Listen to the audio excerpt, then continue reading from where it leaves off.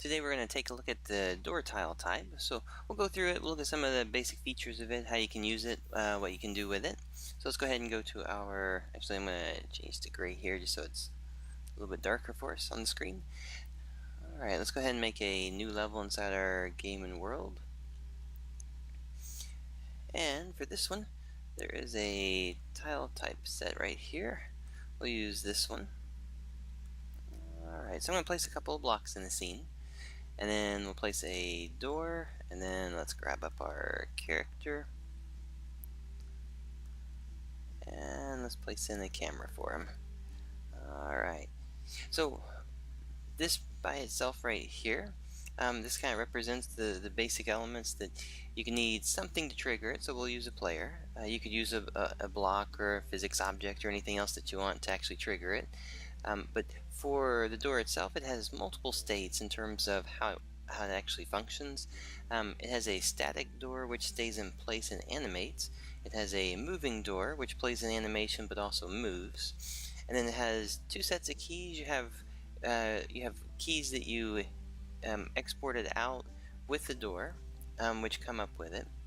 You also have a trigger key, which you can trigger other objects in the scene so that if you don't want to use this key, you can use any other item to represent the key that you want to use to open it. You have a moving to spot. This is just kind of like a waypoint. It's going to say where you want it to move to. If you do a move to, you create a mover door. If you have no mover, then it actually is a static door playing the animation. And then you've got your trigger events, you've got your groups and your padding, and we'll take a look at all of those. The trigger event, or the group brush and the padding, so you can take a look at how they work. But like if we just have just this inside the scene right here, the way the door is set up at the moment, I should just be able to push play here. And when it loads up, there we go. And we'll be able to see that I can walk to the door. The message box that comes up, that's going to be if you want a message box, if you want the default one, if you want none, you can choose all those of how you want it to be.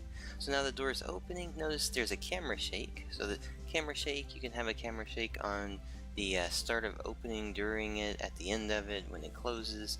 And then you can have all the message boxes to either show or not show. So a lot of different options on that side of it. So now we have a door that opens and closes. And notice that the door itself, when I'm pushing, I can't actually, when it comes up and down, I have to wait until it goes all the way up.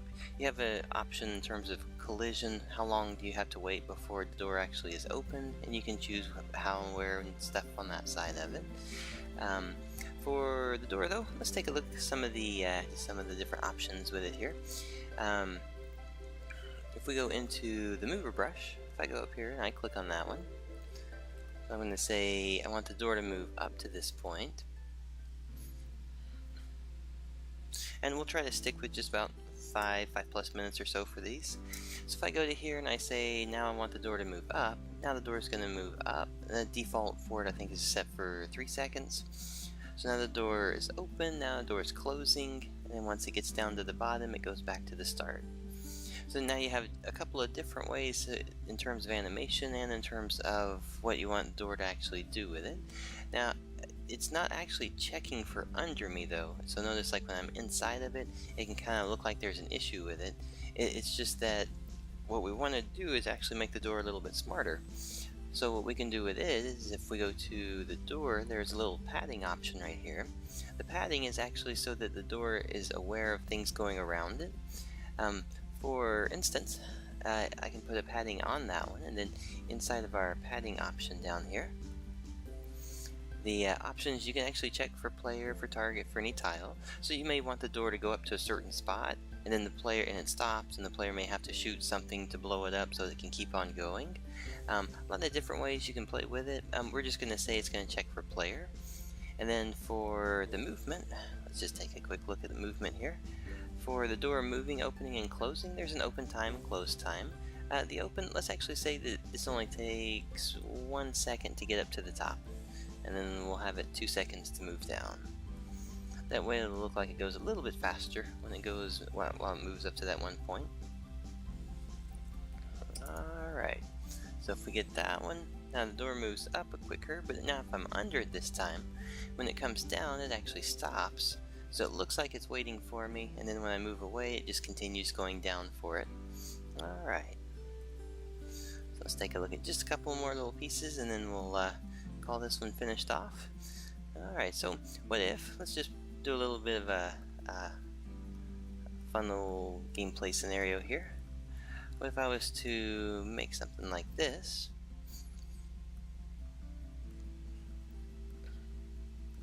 And we'll say we'll place this one in the scene, so we'll put our goal down there. And then we have the door going in from here, but this time instead of being the block and the padding here, how about we do a group brush, and we'll actually group it together. That way, let's go ahead and we'll add one more key to it.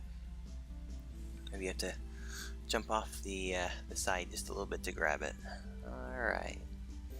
And this way now, when the player comes over, we'll actually have a little bit of a fun to it, because when we have the keys, so if I come over, I still need 2 keys now to grab instead of 1.